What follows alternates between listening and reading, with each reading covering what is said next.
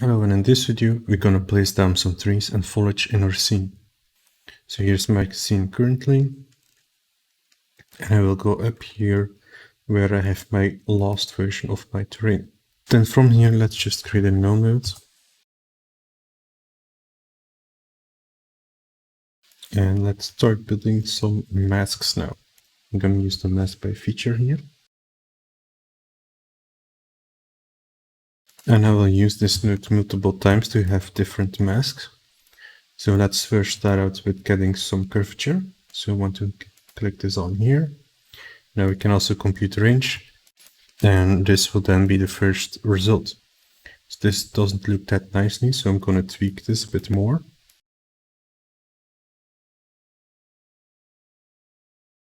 I think this is an interesting mask here at the moment that we have. And what we can also do in here is we can add some height in there, and with this height we can sort of control how far this should go, or in here with the ramp when it should start smoothing out. And let's also give this a better name. So this was my curvature. Then I'm going to create a new mask by feature. And here let's use our occlusion. So we have this. And might play around with these settings. So let's set the viewing distance lower. Put this to 30 maybe. And maybe play around with the ramp. Maybe we can invert this. So maybe boost it back again.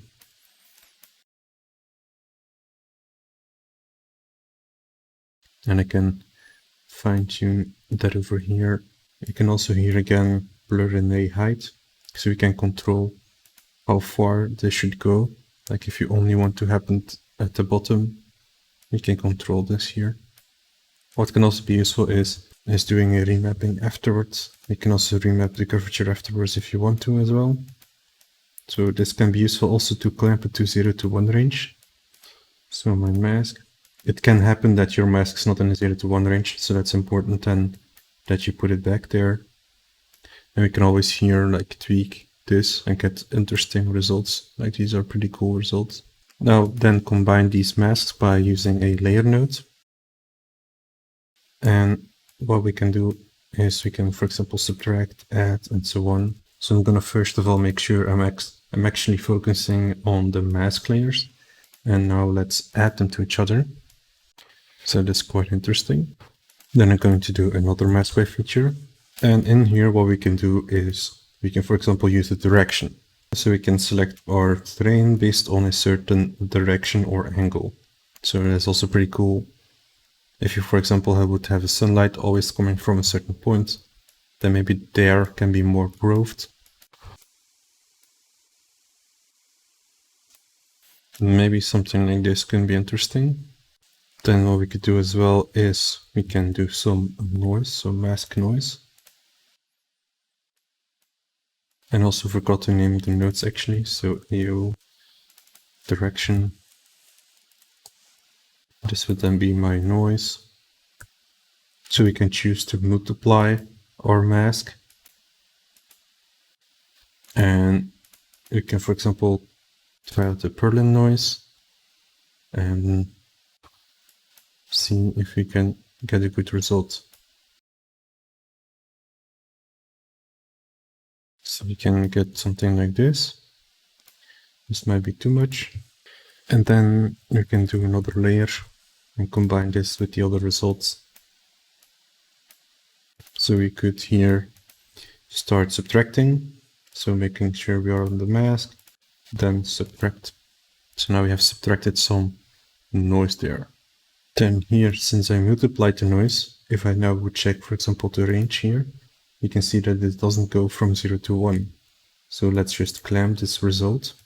And now also the result here would be much different. So this is without the clamp from 0 to 1. This is with the clamp. So you can see it's a big difference there. So the idea now is that every masked area will be able to grow trees. I think the result is not that nicely. So I added some tweaks. I think this is a better result. So mainly here switched some in the direction here. I've also changed a bit the noise. And now I get this result. So here in these red areas will be a denser forest, and then here you will have less going on. What we can also do is we can do still another noise like this, for example, and you can keep stacking other nodes and information. So you can make a very complicated mask to decide where my tree would grow.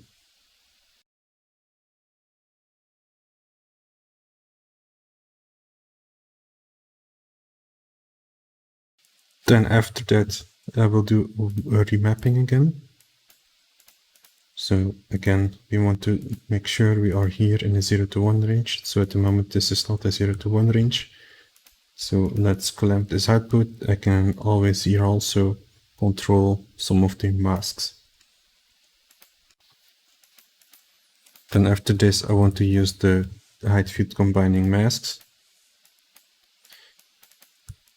And now I could, for example, subtract my walking path. So I can add a new layer. My walking path is layer 3. And now we subtracted that area. We can also here go to expand, and we can expand this region. So the higher the value, the more we will push the trees away from the walking path. So I might use something like this, like 2.2. So I also want to remove where we have my cliffs and where also we have a bridge, for example, or a house. So I want to access these layers as well. What you can do is, in case you don't have the cliffs enabled, but you don't want to have trees growing around here, we can then simply also do a mask slope. So mask by feature, I can use the slope and I can here then subtract.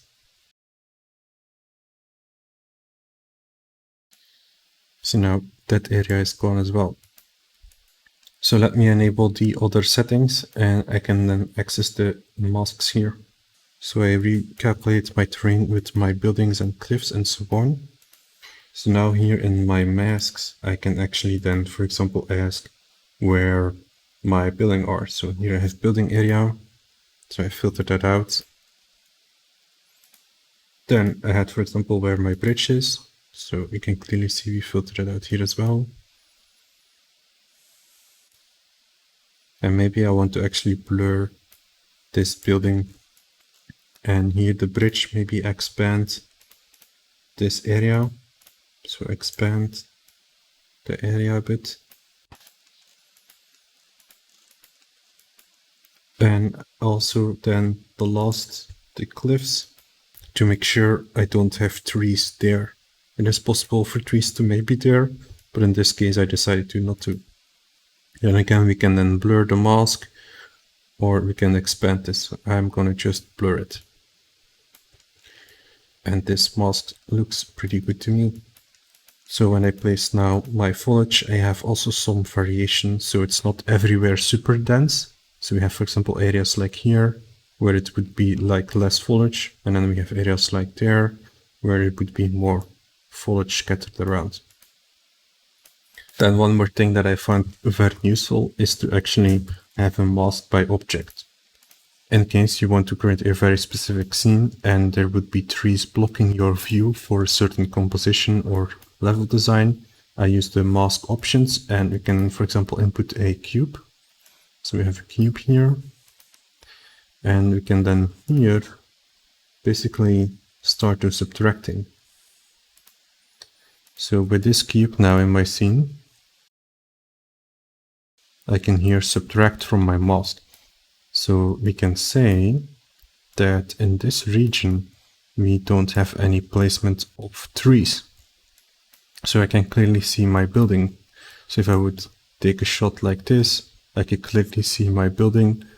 Otherwise, you might have possibility that there would be growing a tree here and will be blocking your view.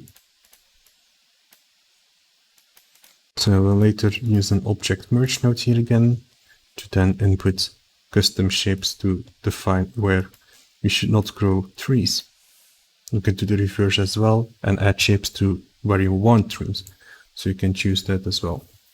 So this is my main mask. So let's put a frame around this. Now I'm going to scatter around points and I want to have big trees and small trees. So what I did is I used a remapping.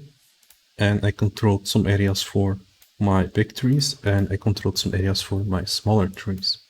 So in here, let's set this to mask, and let's say this area is for my bigger trees, so these parts, and then my smaller trees, copy the node. We can then have something like this, so the more on the edge of our area. So we sort of like can get the edge here of these areas, and then we have there our smaller trees. So we can play around with the value, maybe more like this. So this can be where small trees are growing. This is the big trees. So let's use a scatter, so height field scattering, and plug in our mask as well. So they're now scattering on the mask.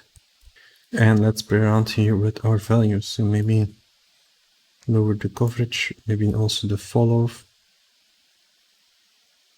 Like that. I don't want too many points, just a few. It also depends on how dense you want your forest to be. You can also set our variation to normal distribution, would be interesting. Let's also remove incoming terrain. I've also made a placeholder tree, so we can actually view better what's going on.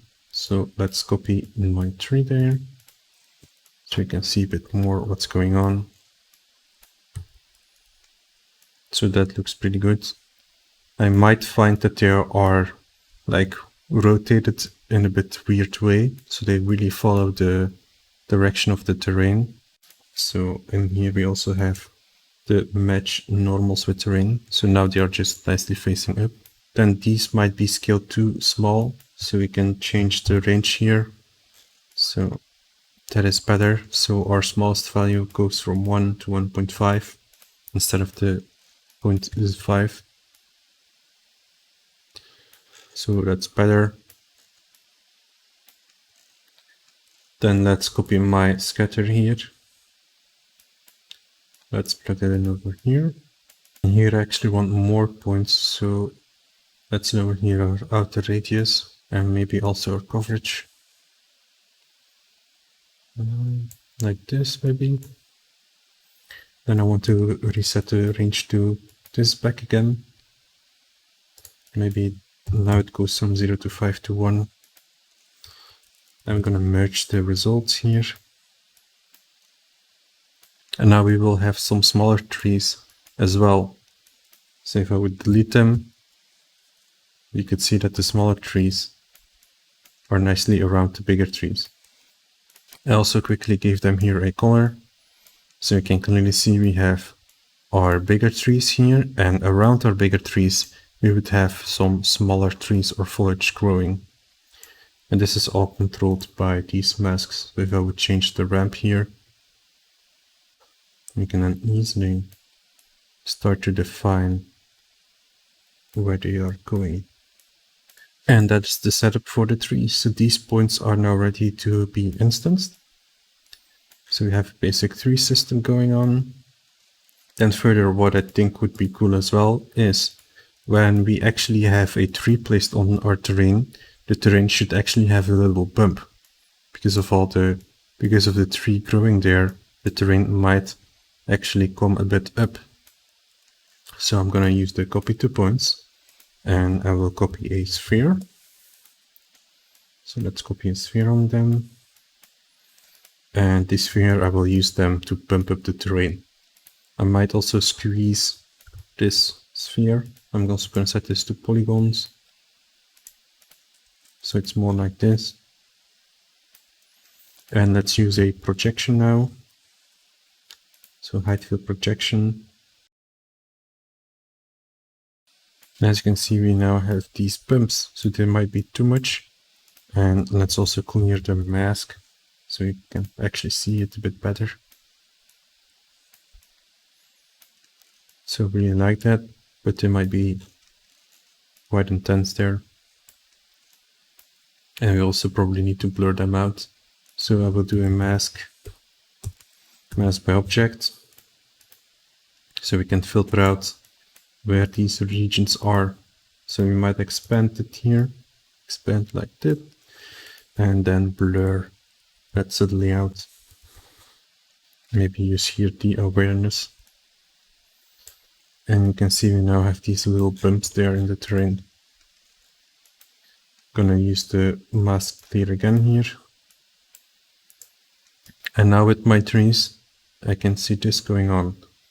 So there will be some bumpiness in the terrain based on where actually my trees are growing. And I think that is pretty cool to have. Make this more subtle by increasing here or blur or changing the copy to points there. What we can do as well here is we can use this mask here again to copy models on. So in Quixel we have, for example, these models, and that can be cool to then copy around my trees. So we have sort of the root of the trees growing there. So for this mask I'm going to use a blur. I want to blur my mask. I want to keep this subtle. Then I want to have another blur again, and I want to set this to expand. And set this to 0.5 maybe. Then I'm going to do layer node and subtract both of them. I might set this to mask again. And now I sort of have this outer layer. So now I have sort of the edge of this where I can place my roots models. And we can control with the blur how much this should be going on. I can always do a remapping afterwards. Something like this. And now we scatter our points.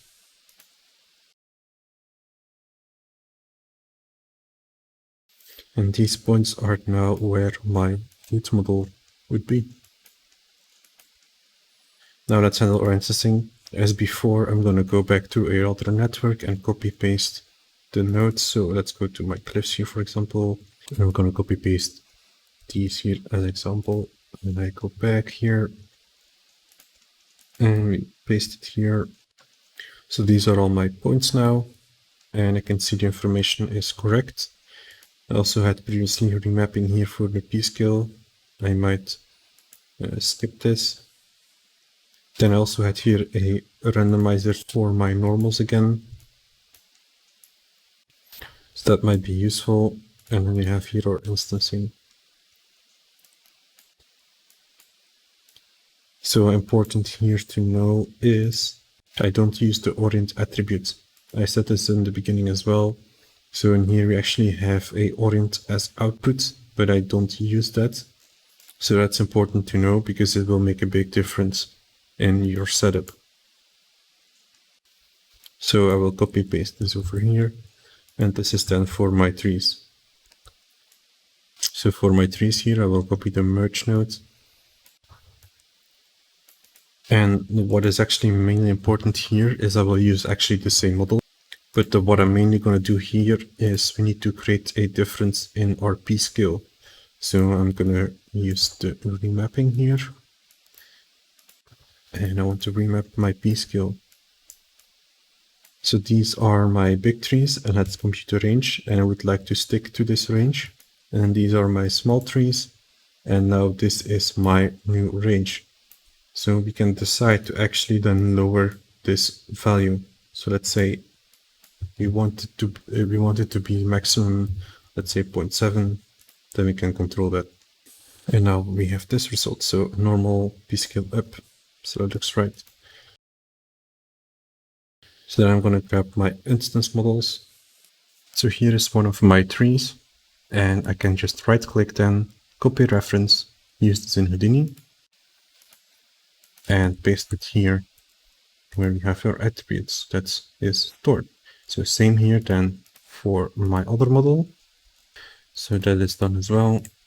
Also, the tree you're seeing here right now in Unreal is made by a Houdini tool, which will soon also be available in the lab tools. So here's that tree generator, and we can also have support for the game engine playing cards, so you can copy these cards on your Foliage. That might be a video for another time. So now let's merge these instances. Previously, I also collapsed my network into an HTA, so I might as well do that here. So we have HTAs for each step. So we can do Shift-C. This is now one node. And in here, we can right-click, make digital asset, and call it procedural terrain. This is then the tree system, or you can expand this to Foliage system in general. Then here in this parameter interface, let's create more values here. We want to output, and we can also create some custom values. What I'm mainly interested in is let's create a float, and I'm gonna call this tree multiplier. This will control how many trees we can have. I'm gonna call this also tree amount. Let's also give this a default value of 1 because I'm going to multiply this. So in our network here, in our scatter nodes, I'm going to say multiply by the channel that is called tree amount. And then I will copy this, so copy and paste it here as well. Then I'm also going to place the output nodes. So we'll have one for my terrain, which was this one here, so this version. And then we have another output, which is our instancing points. Now again, we can of course make as much parameters as you want to. I mainly want to control my density in my trees. Then I'm going to create these switch nodes again, so we can toggle off or on this feature.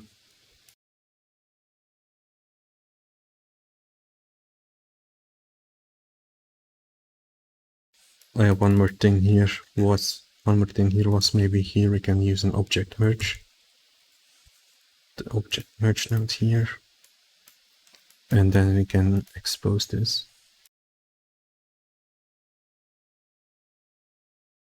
I'm gonna call it remove trees. Then I'm gonna continue finishing that toggle. So I'm gonna create a new folder for my trees. Tree. Now I'm gonna then expose the input here. So enable. Set this to a toggle. And apply. Now this input is linked, and let's copy that over here.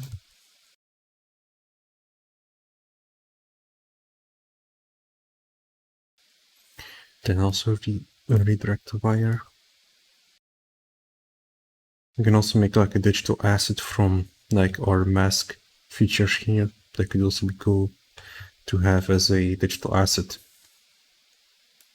Now let's also expose these values in our interface. So we have trees here. Let's have the multiplier and our removing. So again, you can create as much parameters as you want to. So another thing I would like to implement, so at the moment I have to enable 1 by 1 each setting. So I want to have a big toggle at the top, which says enable all. So when I press this, all the features will be enabled. So I don't have to go through 1 by 1. Then we click on accept. Then in our switch node, I'm going to change here what is written. So I want to change that actually to an if expression. So if either input 6 is on, or if my new channel, which is called enable all, if this is also on or value 1, then my toggle should be switching to my other version. So also here an if is here a expression, the true value, and then the false value. So 1 and 0. So if one of those two values or toggles is on, we will enable the whole switch node. So copy paste this expression, and I will use this here as well. So copy paste it. Then we can quickly here copy paste this to the other ones. So we can select multiple nodes. I will copy paste it here. And I will simply here switch the 5 to 6, and that is fixed. So same here for the other ones.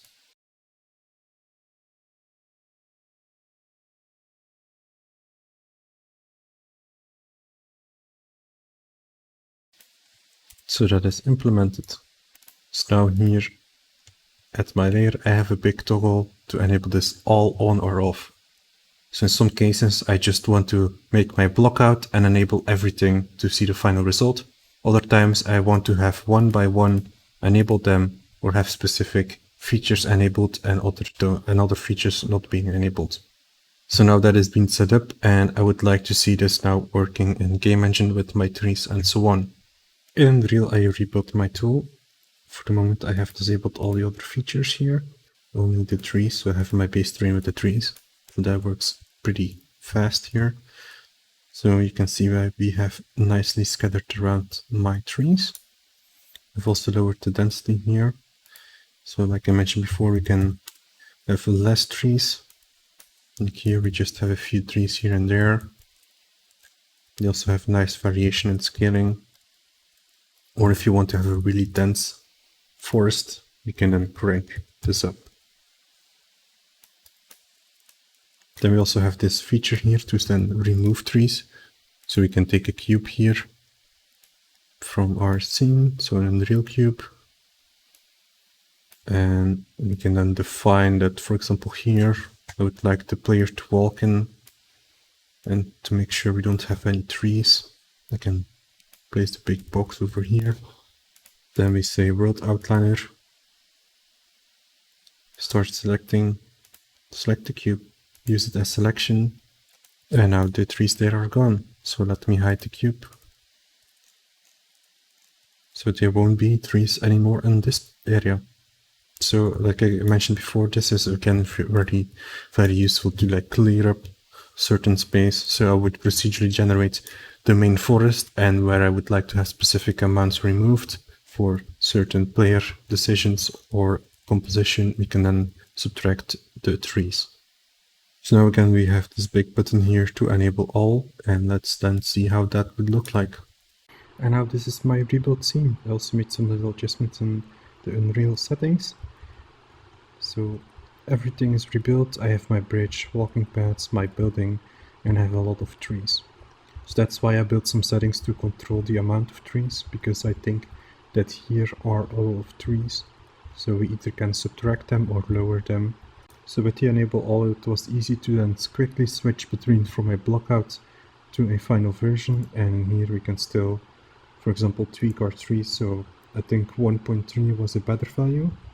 So this is 1.3, and I think this is better. It's less noisy of trees. You can still see some through it. So if you want to have more denser forest, you might then probably go to higher values. And of course the scene is also playable now, so I can press play here.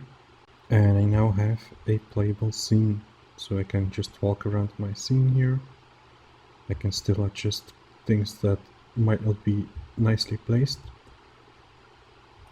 I can notice that this might be too harsh to walk on, so I have to lower that box that represents that building.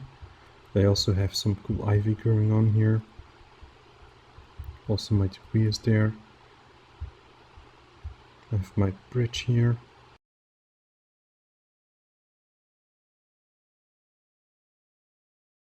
So this bridge has also a very big opening for my player to walk on.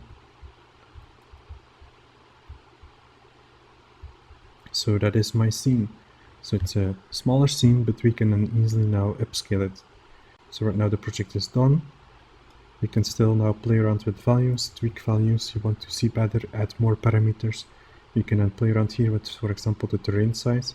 So if you're planning to make a little bit bigger worlds, you can make the terrain bigger. You can always integrate some systems to make terrain tiles, or you can even do some PGG if you're familiar with that. So I hope you enjoyed this tutorials. There were a couple of hours on creating the scene. This was a often quite request topic to handle. So I hope you learned something new from this, and thank you for watching.